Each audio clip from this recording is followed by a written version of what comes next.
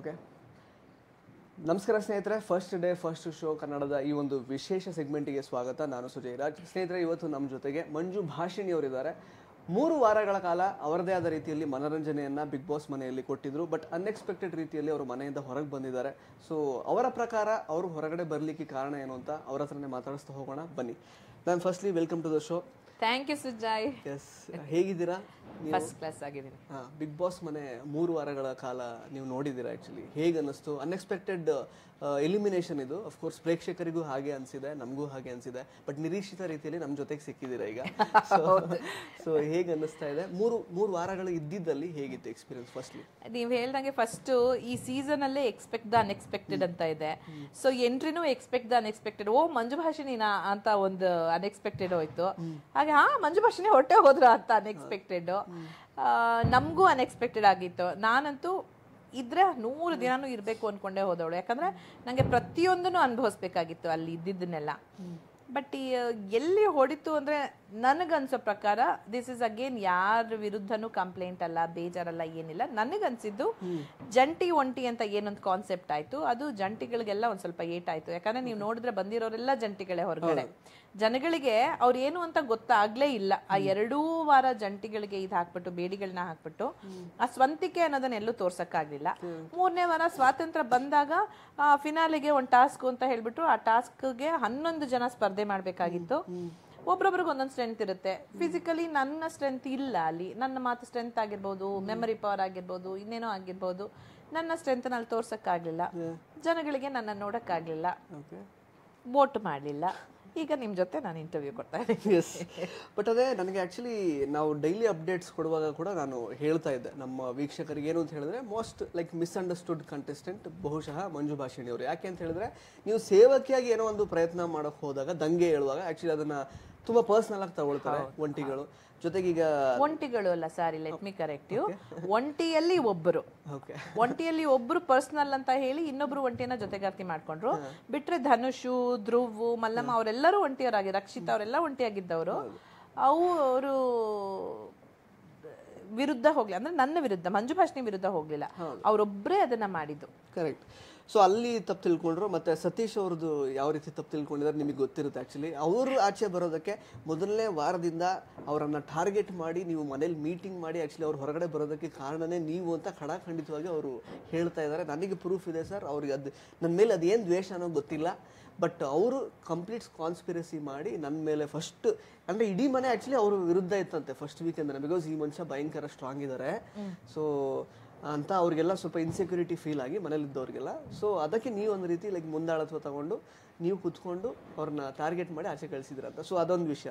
ಮತ್ತು ಲಾಸ್ಟಲ್ಲಿ ನನಗೆ ಅನಿಸಿದೆ ಆ್ಯಕ್ಚುಲಿ, ಮನೆಯಿಂದ ಯಾರು ಹೊರಗಡೆ ಹೋಗಬೇಕು ಅಂತ ಸುದೀಪ್ ಅವ್ರು ಕೇಳುವಾಗ ರಕ್ಷಿತಾ ಅವರು ಕೂಡ ನಿಮ್ಮ ಹೆಸರು ತಗೊಂಡ್ರು.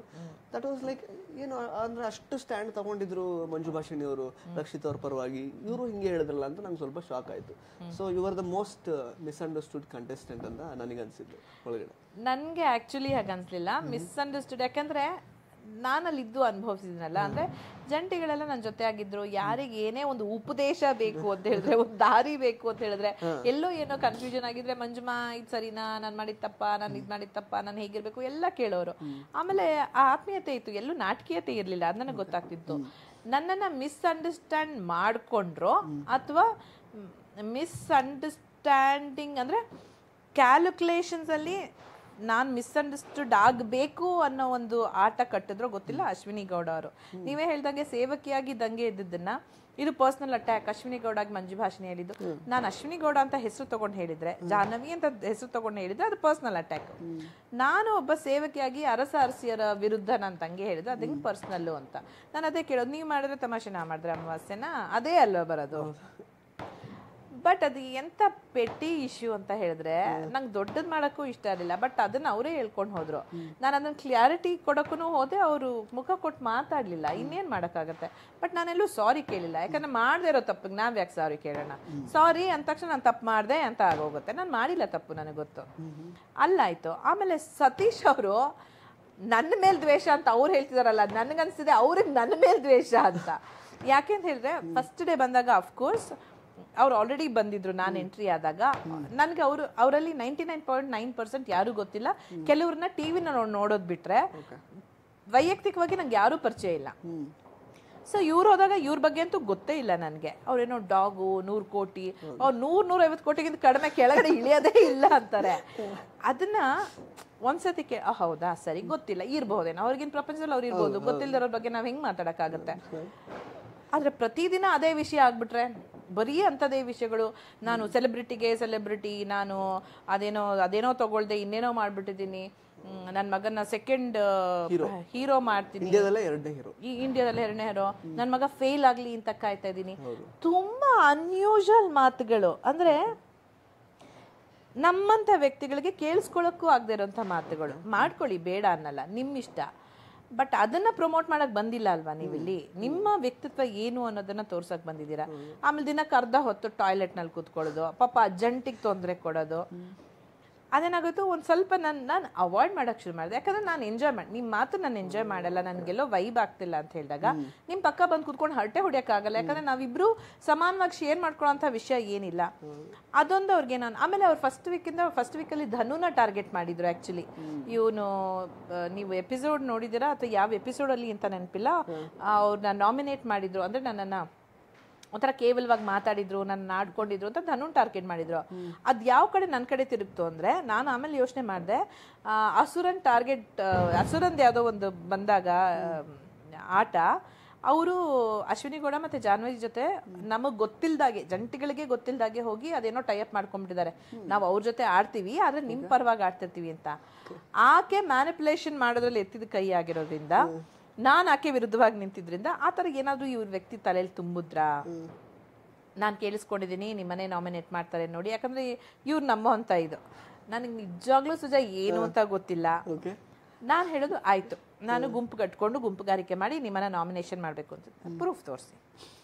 ಅಥವಾ ಮೂಲಭೂತ ನಿಯಮ ಇದರಲ್ಲಿ ಬಿಗ್ ಬಾಸ್ ಅಲ್ಲಿ ಇರೋದು, ನೀವು ನಿಮ್ಮ ಜಂಟಿಗಳ ಜೊತೆ ನಾಮಿನೇಷನ್ ಬಗ್ಗೆ ಮಾತಾಡಬೇಕೇ ಹೊರತು ಬೇರೆ ಯಾರ ಜೊತೆನೂ ಮಾತಾಡೋ ಹಾಗಿಲ್ಲ ಅಂತ. ಅದೊಂದು ಮೂಲಭೂತ ನಿಯಮನ ನಾನು ಮುರಿದಿದ್ರೆ ಬಿಗ್ ಬಾಸ್ ನನ್ನ ಮುಖಕ್ಕೆ ಉಗ್ದಿರ್ತಿರ್ಲಿಲ್ವಾ. ಬುದ್ಧಿ ಇದೆಯಾ ಇಲ್ವಾ ನಿಮ್ಗೆ, ನಾನು ಕೊಟ್ಟಿದ್ದೀನಿ ಒಂದು ನಿಯಮ, ಅದೆಂಗಮ್ಮ ಮಾತಾಡ್ತೀಯ ಅಂತ ಉಗ್ದಿರೋರು. ಸರಿ ಪಾಪ ಬಿಗ್ ಬಾಸ್ ನೋಡಿಲ್ಲ, ಎಲ್ಲೋ ಬ್ಯುಸಿ ಆಗ್ಬಿಟ್ಟಿದ್ರು ಅಂದ್ರೂ ಫುಟೇಜ್ ಇರಲೇಬೇಕಲ್ಲ. ನೀವು ಆ ಫುಟೇಜ್ನ ನಿದರ್ಶನ ತಗೊಂಬಂದು ನನ್ನ ಮುಂದೆ ಇಟ್ಟು ಮಾತಾಡಿ, ದಯವಿಟ್ಟು ಅಲ್ಲಿವರೆಗೂ ಮಾತಾಡಬೇಡಿ. ಆಮೇಲೆ 2ನೇ ಸತಿ ಮಿಡ್ ವೀಕ್ ಎಲಿಮಿನೇಷನ್ ಹೇಳ್ತಾರೆ, ಅವರು ಇನ್ನೊಬ್ರು ಯಾರೋ ಹೇಳಿದ್ರು ಇವತ್ತು, ಅದೊಂದು ಹೊಸ ವಿಷಯ, ಅವರು 3 ವಾರಕ್ಕೆ ಅಗ್ರಿಮೆಂಟ್ ಮಾಡ್ಕೊಂಡು ಬಂದಿರೋದು, ಅದಕ್ಕೆ ಹೊರಗಡೆ ಬಂದ್ಬಿಟ್ಟಿದ್ದಾರೆ ಅವರು. ಆಮೇಲೆ ಅವ್ರು ಎಲ್ರ ಹತ್ರನೂ ಹೇಳ್ತಾ ಇದ್ರು, ನಂಗೆ ಮನೆ ನೆನಪಾಗ್ತಿದೆ, ಫ್ಯಾಮಿಲಿ ನೆನಪಾಗ್ತಿದೆ, ನಾನು ಮನೆಗೆ ಹೋಗ್ಬೇಕು, ನಾನು ಮನೆಗೆ ಹೋಗ್ಬೇಕು, ಅಫ್ಕೋರ್ಸ್ ಮನೆಗೆ ಹೋಗ್ಬೇಕು ಅಂತ ಹೇಳ್ತಿದ್ರು. ಮತ್ತೆ ಅವ್ರಿಗೆ ಹೆಲ್ತ್ ಇಶ್ಯೂ ಇದೆ. ಸೊ ನನಗೆ ಆ ವಿಷಯ ಒಂದ್ ಮಾತ್ರೆ ತಗೊಂಡಿಲ್ಲ ಅಲ್ಲಿ ಇದ್ದಾಗ, ಬೇರೆಯವ್ರಿಗೆ ಕಂಪೇರ್ ಮಾಡಿದ್ರೆ ಒಂದ್ ಮಾತ್ರೆನೂ ತಗೊಂಡಿಲ್ಲ ನಾನು. ಅದೇ ನಾನು ಹೇಳೋದು, ಯಾವ ಕಲ್ಪನೆಯ ಲೋಕದಲ್ಲಿ ವಿಹರಿಸ್ತಾ ಇದ್ದೀರಾ ನೀವು, ಏನು ಊಹಾಪೋಹ ಮಾಡ್ತಿದ್ದೀರಾ. ನಾನು ಯಾಕೆ ನಿಮ್ಮ ಟಾರ್ಗೆಟ್? ನಂದು ಇಷ್ಟೇ ಪ್ರಶ್ನೆ. ಫಸ್ಟ್ ಆಫ್ ಆಲ್, ನಾನು ಯಾಕೆ, ನಾನು ಏನೂ ಮಾಡಿದೆ, ನನ್ನ ಬಗ್ಗೆ ಈ ಕಥೆಗಳು ಯಾಕೆ, ಆ ಕಥೆಗಳೆಲ್ಲ ನಿಜವಾಗಿದ್ರೆ ದಯವಿಟ್ಟು ಉದಾಹರಣೆ ಸಮೇತ ಬನ್ನಿ ಮಾತಾಡಿ. ಅಲ್ಲಿವರೆಗೂ ದಯವಿಟ್ಟು ನನ್ನ ವಿಷಯಕ್ಕೆ ಬರಬೇಡಿ. ಇಲ್ದ್ರೆ ನಿಮ್ಮ ಇಷ್ಟ ಮಾತಾಡ್ಕೊಳ್ಳಿ. ನನ್ನ ಹೆಸರು ಹೇಳ್ಕೊಂಡು ನೀವು ಫುಟೇಜ್ ತಗೊಳ್ತಿದ್ದೀರಾ ಅಂದ್ರೆ ತಗೊಳ್ಳಿ ಅಷ್ಟೇ. ಅದೇ ರಕ್ಷಿತಾ ಅವರು ನಿಮ್ಗೆ ಅಂದ್ರೆ ಲಾಸ್ಟ್ ಅಲ್ಲಿ ಹೆಸರು ಹೇಳಿದ್ರು ಅಂತ. ಆಕ್ಚುಲಿ ಏನಾಯ್ತು ಅಂದ್ರೆ, ರಕ್ಷಿತಾ ನನ್ಗೆ ಅದೊಂದು ಬಿಗಿನಿಂಗ್ ಅಲ್ಲಿ ನನಗೆ ಅವ್ರಿಗೆ ಜಗಳ ಆಗಿದ್ ಬಿಟ್ರೆ ಆಮೇಲೆ ತುಂಬಾ ಕ್ಲೋಸ್ ಆಗಿದ್ರು. ಆಮೇಲೆ ಎಲ್ಲ ಮಂಗಳೂರು ಬೆಲ್ಟ್ ಅಲ್ವಾ ನಮ್ದು. ಸೊ ಹಾಗಾಗಿ ಅವ್ರಿಗೆ ಇವ್ರು ತುಳು ಅಂತ ಗೊತ್ತಾದಾಗ ಕೆಲವೊಂದು ಕನ್ನಡ ಪದಗಳು ಸಿಗದೇ ಇದ್ದಾಗ ಅವ್ರಿಗೆ ಹೇಳ್ಕೊಳಕ್ಕೆ ಈಸಿ, ಟ್ರಾನ್ಸ್ಲೇಟರ್ ತರ ನಾನು ಹೇಳ್ಕೊಳಕ್ ಈಸಿ ಆಗೋ ತುಳುನಲ್ಲಿ ಮಾತಾಡ್ತಿದ್ರು. ಹಾಗೆ ಹತ್ರ ಆದ್ವಿ. ಲಾಸ್ಟ್ ಅಲ್ಲಿ ನಾನು ಹೊರಡ್ಬೇಕಾದ್ರೆ ಅವ್ರಿಗೇನಾಯ್ತು, ಇರೋ 4 ಜನದಲ್ಲಿ ಯಾರು ಹೋಗ್ಬೇಕು ಅನ್ನೋ ಪ್ರಶ್ನೆ ಬಂದಾಗ ಪಾಪ ಆ ಹುಡುಗಿ ಕನ್ಫ್ಯೂಷನ್ ಆಯ್ತು. ಅಂದ್ರೆ ಎಲ್ಲ ಕ್ಲೋಸ್ ಆಗಿರೋರೆ ಯಾರು ಹೆಸರು ಹೇಳೋದು ಅಂತ ನನ್ನ ಮುಖ ನೋಡಿದ್ಲು. ನಾನು ಈಗ ಅಂದೆ, ಅಂದ್ರೆ ನನಗೆ ಗೊತ್ತು ಅವಳು ಕನ್ಫ್ಯೂಷನ್ ಅಲ್ಲಿ ಇದ್ದಾಳೆ, ಪರವಾಗಿಲ್ಲ ನನ್ನ ಹೆಸರು ತಗೋ ಅಂತ. ಅದೊಂದೇ ಕಾರಣಕ್ಕೆ ಆಕೆ ನನ್ನ ಹೆಸರು ತಗೊಂಡಿದ್ ಬಿಟ್ರೆ ಬೇರೆ ಏನು ಮನಸ್ಸಿನಲ್ಲಿ ಏನು ಉದ್ದೇಶ ಇಲ್ಲ. ಆಮೇಲೆ ಪಕ್ಕದಲ್ಲಿ ಯಾರೋ ಕೂತಿದ್ರು, ಹೇಳಿದ್ರು ಮಂಜಕ್ಕನ ಹೆಸರು ಯಾಕೆ ತಗೊಂಡೆ ಅಂತ. ಇಲ್ಲ ಅವ್ರು ಬೇಜಾರು ಮಾಡ್ಕೊಳ್ಳಲ್ಲ, ನನಗೆ ಗೊತ್ತು ಅಂತ ಹೇಳಿದ್ಲು. ಬೇಜಾರು ಮಾಡ್ಕೊಳ್ಳಲ್ಲ ಬಿಡು ನಾನು ಅಂತ ಹೇಳಿದೆ. ಅದ್ ಬಿಟ್ರೆ ಬೇರೆ ಏನೂ ಇಲ್ಲ ನಮ್ಮಿಬ್ರ ಮಧ್ಯೆ. ಓಕೆ. ಇನ್ನು ಆಕ್ಚುಲಿ ಇವಾಗ ಮಂಜು ಭಾಷಿಣಿ ಅವರು ಅಂದ್ರೆ ಆಟ ಆಡಿದ ರೀತಿ ನೋಡುವಾಗ, ಅಫ್ಕೋರ್ಸ್ ಲಾಸ್ಟಲ್ಲಿ ಈಗ ಅಂದರೆ ಮಾಸ್ ಎಲಿಮಿನೇಷನ್ ಆಗುತ್ತೆ ಅಂತ ಹೇಳಿದ್ರು. ಅರ್ಧಕ್ಕರ್ಧ ಜನ ಅಥವಾ ಅದಕ್ಕಿಂತ ಜಾಸ್ತಿ ಜನ ಹೋಗ್ತಾರೆ ಅಂತ ಸುದೀಪ್ ಸರ್ ಅಥವಾ ಬಿಗ್ ಬಾಸ್ ಅವರು ಅನೌನ್ಸ್ ಮಾಡಿದರು. ಬಟ್ ಹೋಗಿದ್ದು 3 ಜನ. ಹೌದು. ಬಟ್ ಕಂಪ್ಯಾರಿಟಿವ್ಲಿ ಯಾರೆಲ್ಲ ಇವಾಗ ಕುತ್ಕೊಂಡಿದ್ರು ಅಂದರೆ ಹಾಟ್ ಸೀಟ್ ಲಾಸ್ಟಲ್ಲಿ ಹೊರಗಡೆ ಹೋಗಲಿಕ್ಕೆ, ಅದರಲ್ಲಿ ನಿಮಗಿಂತ ಇನ್ನೂ ಲೈಕ್ ಅನ್ಡಿಸರ್ವಿಂಗ್ ಕಂಟೆಸ್ಟೆಂಟ್ಸ್ ಇದ್ರು ಅನ್ನೋದೇ ಆ್ಯಕ್ಚುಲಿ ಹೊರಗಡೆ ಜನಗಳು ಮಾತಾಡ್ಕೊಳ್ತಾ ಇರೋದು. ಆ್ಯಕ್ಚುಲಿ ಏನು ಹೇಳ್ತೀರಾ ಅದ್ರ ಬಗ್ಗೆ? ಅಂದರೆ ಕೆಲವೊಂದು ಕಡೆ ಈಗ ಅಂದರೆ ಒಂದು ನಾನು ನೋಡಿದ್ದೆ ಆ್ಯಕ್ಚುಲಿ, ಈಗ ಬಿಗ್ ಬಾಸ್ ಕೋಟ ಕೆಲವ್ರದ್ದು ವರ್ಕ್ ಆಯಿತು ಅಂದರೆ ಅಭಿಷೇಕ್ ಅವರು ಬಿಗ್ ಬಾಸ್ ಕೋಟ, ಈ ಕಡೆ ಸ್ಪಂದನ ಅವರು ಅದೇ ಕಲರ್ಸ್ ಕೋಟ, ಸೊ ಅದು ವರ್ಕ್ ಆಯಿತು, ಬೇರೆ ಚಾನಲ್ನವ್ರನ್ನೆಲ್ಲ ಕಳಿಸ್ಬಿಟ್ರು ಅನ್ನೋ ಥರ ಆ್ಯಕ್ಚುಲಿ ಅದು ನೋಡಿದ್ವಿ. ಅಶ್ವಿನಿ ಅವರು ಲೈಕ್ ಅಂದರೆ ಉದಯ್ ಟಿವಿ ಸೂರ್ಯವಂಶ ಹೋಗಿದ್ದು, ಸೊ ನೀವು ಪುಟ್ಟಕ್ಕನ ಮಕ್ಕಳು, ಸೊ ಆ ಥರದ್ದೆಲ್ಲ ಬಂತು ಆ್ಯಕ್ಚುಲಿ ಹೊರಗೆ. ಅದ್ರ ಬಗ್ಗೆ ಏನು ಹೇಳ್ತೀರಾ? ಬಿಕಾಸ್ ಯಾಕೆಂದರೆ ಅಭಿಷೇಕ್ ಅವರು ಫಾರ್ ಅನ್ ಇನ್ಸ್ಟೆನ್ಸ್ ಅವ್ರು ಇನ್ನೂ ಅವ್ರದ್ದು ಏನು ವ್ಯಕ್ತಿತ್ವ ಇನ್ನೂ ಆಚೆ ಬರಲಿಲ್ಲ. ಚಂದ್ರಪ್ರಭಾ ಅವ್ರದ್ದು ಅವ್ರು ಗ್ಲಾಸ್ ಹೊಡೆದಾಕಿದ್ದು, ಆ ಒಂದು ಗಲಾಟೆ ಮಾಡ್ಕೊಂಡಿದ್ದು, ಕಂಪ್ಲೇಂಟ್ ಮಾಡಿದ್ ಬಿಟ್ರೆ ಬೇರೆ ಏನೂ ಇಲ್ಲ ಅವ್ರದ್ದು. ಸೊ ಅವರಿಬ್ಬರಿಗೆ ಕಂಪೇರ್ ಮಾಡಿದ್ರೆ ಡೆಫಿನೆಟ್ಲಿ ವೆರಿ ಮಚ್ ಡಿಸರ್ವಿಂಗ್. ನಾವು ಆಕ್ಚುಲಿ ಜಾಸ್ತಿನೇ ಮಾಡಿದ್ವಿ, ಮೊದಲನೇ ವೀಕಿಂದಾನು ಜಾಸ್ತಿ ಮಾಡಿದೀವಿ, ಅದನ್ನ ನಾನು ಒಪ್ಕೊಳ್ತೀನಿ ಖಂಡಿತವಾಗ್ಲೂ. ಎಲ್ಲೂ ನಾವು ಸುಮ್ಮನೆ ಕೂರ್ಲಿಲ್ಲ, ಈಸಿಯಾಗಿ ತಗೊಳ್ಳಿಲ್ಲ ಆಟನ. ನಾವ್ ಎಲ್ಲೆಲ್ಲಿ ಏನೇನ್ ಮಾಡಕ್ ಸಾಧ್ಯನೋ, ಮಾತುಕತೆಯಿಂದ ಹಿಡಿದು, ಕೆಲಸದಿಂದ ಹಿಡಿದು, ಜವಾಬ್ದಾರಿಗಳಿಂದ ಹಿಡಿದು, ಎಲ್ಲಿ ಬೇಕೋ ಅಲ್ಲಿ ಸ್ಟ್ಯಾಂಡ್ಗಳನ್ನ ತಗೊಳ್ಳೋದ್ರಿಂದ ಹಿಡಿದು ಮಾಡಿದ್ವಿ. ಬಟ್ ಅಗೇನ್ ನಾನು ಅದು ಜನಗಳ ಆಯ್ಕೆ, ಅದಕ್ಕೆ ನಾವು ಮನ್ನಣೆ ಕೊಡ್ಲೇಬೇಕಾಗತ್ತೆ. ಅವ್ರು ಯಾರಲ್ಲಿ ಏನ್ ನೋಡಿದ್ರು ಗೊತ್ತಿಲ್ಲ, ಅಥವಾ ಅವರೆಲ್ಲ ಕಲರ್ಸ್ ಆರ್ಟಿಸ್ಟೇ ಆಗಿರೋದ್ರಿಂದ ಆ ಕಲರ್ಸ್ ಫ್ಯಾನ್ ಬೇಸೇ ಇದ್ದಿರಬಹುದು, ಅವ್ರನ್ನ ಉಳಿಸಿರ್ಬಹುದು, ಅದನ್ನ ನಾವು ತಪ್ಪಾಗಿ ಹೇಳಕ್ಕಾಗಲ್ಲ. ಕಲರ್ಸ್ ವ್ಯೂವರ್ಸ್ ZTV ನೋಡಿಲ್ದೇ ಇರಬಹುದು, ಅವ್ರಿಗೆ ಪುಟ್ಟಕ್ಕನ ಮಕ್ಕಳು ಗೊತ್ತಿಲ್ಲದೆ ಇರ್ಬೋದು. ನಾವ್ ಯಾಕೆ ತಪ್ಪಾಗಿ ಅರ್ಥೈಸಿ ಅದಕ್ಕೊಂದು ತಪ್ಪಾದ ಒಂದು ಕಲರ್ ಕೊಡ್ಬೇಕು? ತಪ್ಪಾಗ್ಬಿಡುತ್ತೆ ಅದು. ಸೊ ಇವ್ರನ್ನ ನಮ್ಮ ಕಲರ್ಸ್ ಅಲ್ಲಿ ನೋಡಿದೀವಲ್ಲ, ಇವ್ರು ಉಳ್ಕೊಳ್ಳಿ ಅಂತ ಅನ್ಸಿರ್ಬೋದು, ಹಾಗಾಗಿರ್ಬೋದು. ನನಗೆ ಅದು ಬೇಜಾರಿಲ್ಲ, ಕಲರ್ಸ್ ಕೋಟಾದಲ್ಲಿ ಉಳ್ಕೊಂಡಿದ್ರೆ ಬೇಜಾರಿಲ್ಲ. ಬಟ್ ನಮ್ಗಿಂತ ಏನೂ ಕೆಲಸ ಮಾಡದೆ ಕನ್ಫ್ಯೂಷನ್ ಅಲ್ಲಿ ಇರೋ ಕೆಲವರು ಉಳ್ಕೊಂಡ್ರೆ ಅದು ಬೇಜಾರು. ಆ ಥರ ಯಾರು ಉಳ್ಕೊಂಡಿದ್ದಾರೆ ನಿಮ್ಮ ಪ್ರಕಾರ? ನನಗೆ ಕೆಲವರು ಉಳ್ಕೊಂಡಿದ್ದಾರೆ ಅಂತ ಅನ್ಸುತ್ತೆ. ಬಟ್ ಅಗೇನ್ ಅವ್ರು ಕೆಲಸ ಮಾಡದೇ ಇರ್ಬೋದು, ಅವ್ರ ಫ್ಯಾನ್ ಬೇಸ್ ನಮ್ಗಿಂತ ದೊಡ್ಡದಿರ್ಬೋದು, ಅವ್ರನ್ನ ಸೇವ್ ಮಾಡಿರ್ಬೋದು. ಬಟ್ ಇವತ್ತೆಲ್ಲ ನಾಳೆ ಜನಗಳಿಗೆ ಕಾಣುತ್ತಲ್ವಾ ಇವ್ರು ಮಾಡ್ತಿಲ್ಲ ಕೆಲಸ ಅಂತ, ಅವ್ರು ಹೊರಗಡೆ ಬರ್ತಾರೆ. ಬಟ್ ಆ ರೀತಿ ಆಗೋ ಆಯ್ಕೆ ಎಲ್ಲೋ ನಿಜವಾಗ್ಲೂ ಡಿಸರ್ವಿಂಗ್ ಇರೋರಿಗೆ ಆಗೋ ಅನ್ಯಾಯ ಅಂತ ನನ್ಗನ್ಸುತ್ತೆ.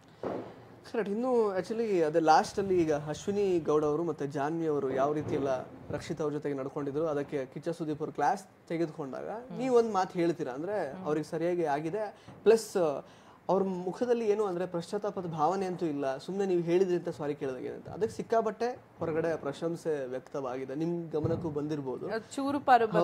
ತುಂಬಾ ಅದಕ್ಕೆ ಪ್ರಶಂಸೆ ವ್ಯಕ್ತಪಡಿಸಿದ್ರು. This lady is very deserving, ಆ ಥರದ್ದೆಲ್ಲ ಬಂತು. ಸೊ ನೀವು ಓವರಾಲ್ ಆ ಹಗರಣ ನೀವು ನೋಡಿರ್ತೀರ, ಗಲಾಟೆ ಆಗಿದ್ದು ಆ ಥರದ್ದೆಲ್ಲ. ನಿಮ್ಗೆ ಏನು ಅನ್ನಿಸ್ತು ಎಕ್ಸಾಕ್ಟ್ಲಿ? ಅವರಿಬ್ಬರು ಅಲ್ಲ ಅಷ್ಟರ ಮಟ್ಟಿಗೆ ಅವರನ್ನು ಹೀಗಳಿಯೋದು ಅಥವಾ ಆ ಬಟ್ಟೆಗಳನ್ನು ತೆಗೆದು ಹಾಕೋದು, ನೀ ಎಲ್ಲಿಂದ ಬಂದಿದ್ದೆ ಗೊತ್ತಿಲ್ಲ, ಗೊತ್ತಾಗ್ತಿದೆ ಇದು ನೋಡುವಾಗ ಅಂತ ಹೇಳೋದು, ಮತ್ತು ಎಸ್ ಅನ್ನೋ ಪದ ಉಪಯೋಗಿಸೋದು, ಅದೆಲ್ಲ ನೋಡುವಾಗ ನಿಮಗೆ ಹೇಗೆ ಅನ್ನಿಸ್ತು ಅಂತ? ಅಂದರೆ ಅದು ತುಂಬ ಡಿಸ್ಟರ್ಬಂಗ್ ಆಗಿತ್ತು ಸುಜಯ್. ನನಗೆ ಪ್ರತಿ ಬಾರಿ ಪ್ರತಿಯೊಂದು ಚಾನಲ್ ಆ ವಿಷಯ, ನನಗೆ ನೆಕ್ಸ್ಟ್ ಆ ವಿಷಯ ಬರುತ್ತೆ ಅಂದರೆ ನನಗೆ ಇವಾಗ ಇಲ್ಲಿ ಒಂಥರ ಹೊಟ್ಟೆನೆಲ್ಲ ಒಂಥರ ಗುಡುಗುಡು ಶುರು ಆಗುತ್ತೆ. ಅಂದರೆ to witness that incident was very horrible. ಅಂದರೆ ನೀವು ನೋಡಿರ್ತೀರ ಎಪಿಸೋಡು, ಏನೇನೋ ಕತೆಗಳನ್ನ ಕಟ್ಟಿದ್ರು ಆ ಹುಡುಗಿ ಬಿಹೇವಿಯರ್ ಮೇಲೆ, ವ್ಯಕ್ತಿತ್ವದ ಮೇಲೆ. ಅವಳೇನೋ ದೇವತರ ಆಡ್ತಾಳೆ, ರಾರ ಹಾಡು ಹೇಳ್ತಾಳೆ, ಅದು ಅವ್ರ ಪಾಲಿಗೆ ತಮಾಷೆ. ನಾನು ಹೇಳೋದು, ಇನ್ನೊಬ್ಬರನ್ನ ಅಪಹಾಸ್ಯ ಮಾಡಿ, ಇನ್ನೊಬ್ಬರನ್ನ ಏನೋ ನೀಚವಾಗಿ ತೋರಿಸಿ, ಇನ್ಯಾರ್ದೋ ಮುಖದಲ್ಲಿ ನಗು ತರಿಸೋದಕ್ಕೆ ನೀವೇನ್ ಮಾಡೋದು? ಇದು ಜೋಕು, ಅದನ್ನ ಹೆಂಗೆ ನೀವು ಫನ್ ಅಂತ ಕರಿತೀರಾ? ಅದೆಲ್ಲ ಮಾಡಿದ್ರು, ಒಂದಷ್ಟು ಇನ್ಸಿಡೆಂಟ್ ಆಗಿತ್ತು. ಬಟ್ ಇದು ಯಾವುದು ನನಗೆ ಗೊತ್ತಿಲ್ಲ, ಯಾಕಂದ್ರೆ ಆ ಗುಂಪಿನ ವ್ಯಕ್ತಿಗಳ ಜೊತೆ ನಾನು ಸೇರ್ತಾ ಇರಲಿಲ್ಲ, ಯಾಕಂದ್ರೆ ನನಗೂ ಅವ್ರಿಗೂ ಸರಿ ಹೋಗ್ತಾ ಇರಲಿಲ್ಲ. ಹಲೋ ಚೆನ್ನಾಗಿದ್ರೆ, ಊಟ ಆಯ್ತಾ, ಅಷ್ಟರಲ್ಲೇ ಬಿಟ್ರೆ ಕೂತು ಹರಟೆ ಹೊಡೆಯೋದಂತೂ ತುಂಬಾ ದೂರ, ಮಾತಾಡ್ತಾ ಇರಲಿಲ್ಲ. ನಾನು ನಮ್ದೇನೋ ಟಾಸ್ಕೋ ಏನೋ ಇತ್ತು, ಅದನ್ನ ಮುಗಿಸಿ ಬಾತ್ರೂಮ್ಗೆ ಹೋಗಿ ಬರ್ತಾ ಇರುವಾಗ ಅದು ಪಾಪ ರಕ್ಷಿತಾ ತುಂಬಾ ಸಪ್ಪೆ ಮುಖ ಮಾಡ್ಕೊಂಡು ಕೂತಿದ್ಲು. ನಾನು ನೋಡಿದೆ, ಯಾಕಂದ್ರೆ ತುಂಬಾ ಚುಲ್ಬಲಿ ಆಗಿರೋಂಥ ಹುಡುಗಿ, ಹೀಗೆ ಮಧ್ಯದಲ್ಲಿ ಒಂದೇ ಕೂತಿದ್ದಾಳೆ, ಈ ಕಡೆ ಒಂದು ಗ್ರೂಪ್, ಈ ಕಡೆ ಒಂದು ಗ್ರೂಪ್. ನಾನು ಏನಾಯ್ತು ಅಂತ ಹೇಳ್ದೆ, ಅವಳಿಗೆ ಫುಲ್ಲು ದುಃಖ ಹೋಗ್ಬಂದ್ಬಿಡ್ತು, ಎದ್ಬಿಡ್ಲು, ಪನ್ಪೆ ಬಲೆ ಅಂತ ಕರ್ಕೊಂಡು ಬಂದ್ಲು. ಹೇಳ್ತೀನಿ ನಿಮ್ಗೆ, ನೋಡಿ ಅಕ್ಕ ಹಿಂಗಾಯ್ತು. ಕಾವ್ಯನೂ ಬಂದ್ಲು, ಕಾವ್ಯಂಗೆ ವಿಷಯ ಗೊತ್ತಿತ್ತು. ಕಾವ್ಯ ನನಗೆ ಏನಾಯ್ತು ಅಂತ ಹೇಳಿದೆ, ಈ ಬಾತ್ರೂಮ್ ವಿಷಯ ಎಲ್ಲ ಹೇಳಿದ್ರು.